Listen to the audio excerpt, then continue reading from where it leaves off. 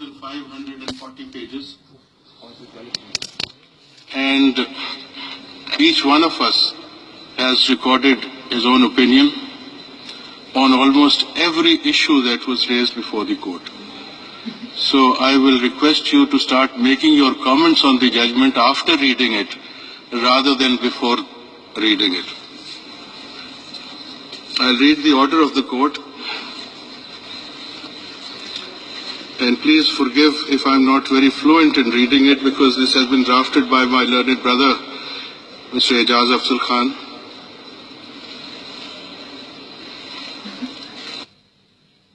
By a majority of 3 against 2,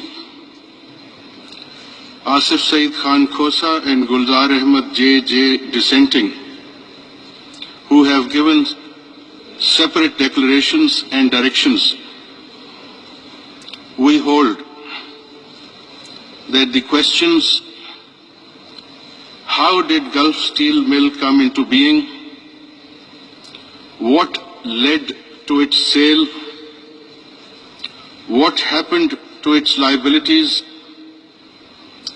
where did its sale proceeds end up, how did they reach Jeddah, Qatar and the United Kingdom, whether respondents number 7 and 8, in view of their tender ages, had the means in the early 90s to possess and purchase the flats, whether sudden appearance of the letters of Hamad bin Jasim bin Jabir Al-Thani is a myth or a reality, how bearer shares crystallized into the flats, who in fact is the real and beneficial owner of Messrs. Nielsen Enterprises Limited and Nescol Limited,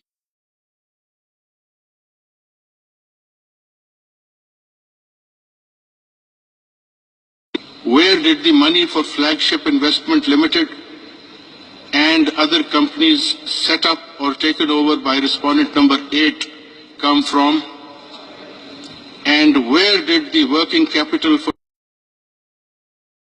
and where do the huge sums running into millions gifted by respondent number 7 to respondent number 1 drop in from, which go to the heart of the matter and need to be answered.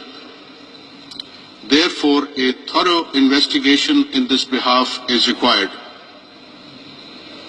In normal circumstances, such exercise could be conducted by the National Accountability Bureau,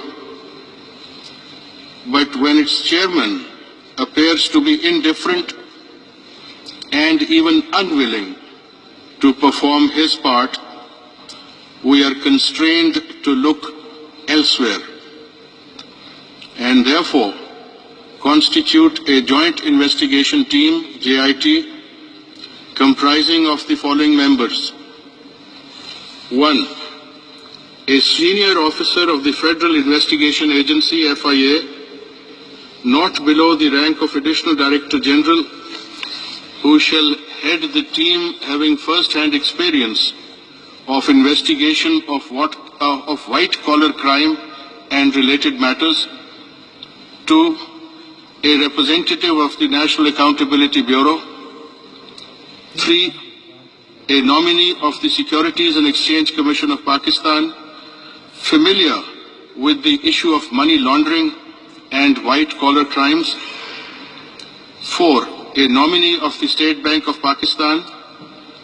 5. A seasoned officer of Inter-Services Intelligence, ISI, nominated by its Director General, and a seasoned officer of Military Intelligence, MI, nominated by its Director General. The heads of the aforesaid departments/institutions shall recommend the names of their nominees for the JIT within 7 days from today, which shall be placed before us in chambers for nomination and approval. The JIT shall investigate the case and collect evidence, if any, showing that respondent number 1 or any of his dependents or benamidars owns, possesses, or has acquired assets or any interest therein disproportionate to his known means of income.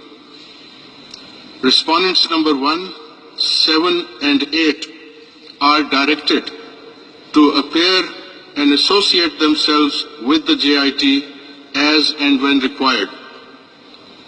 The JIT may also examine the evidence and material, if any, already available with the FIA and NAB relating to or having any nexus with the possession or acquisition of the aforesaid flats or any other assets or pecuniary resources and their origin. The JIT shall submit its periodical reports every 2 weeks before a bench of this court constituted in this behalf. The JIT shall complete the investigation and submit its final report before the said bench within a period of 60 days from the date of its constitution. The bench thereupon may pass appropriate orders in exercise of its powers under Articles 184(3), 187(2), and 190 of the Constitution, including an order for filing a reference against respondent number 1 and any other person having nexus with the crime, if justified on the basis of the material thus brought on the record before it. It is further held that upon receipt of the reports, periodic or final, of the JIT, as the case may be, the matter of disqualification of respondent number 1 shall be considered. If found necessary for passing an appropriate order in this behalf, respondent number 1 or any other person may be summoned and examined.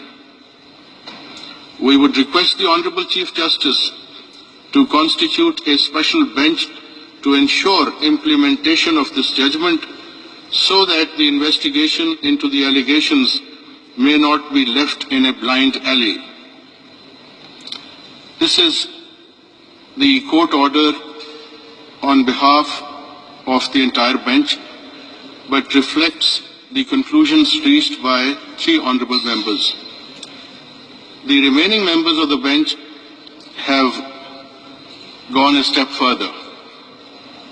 According to the remaining members of the bench, apart from criminal investigation and criminal prosecution, a declaration has been made that all the explanations given by respondent number 1 and his children about the relevant properties have not been found to be acceptable and the same are rejected. They have also declared that in the matter of explaining possession and acquisition of the relevant properties in London, respondent number 1 has not been honest to the nation, to the representatives of the nation in the National Assembly, and to this court. And therefore, he is declared to have become disqualified from being a member of the National Assembly, Majlis Shura Parliament. And silence, please. And the Election Commission of Pakistan is directed to denotify respondent number 1 forthwith. Thank you very much.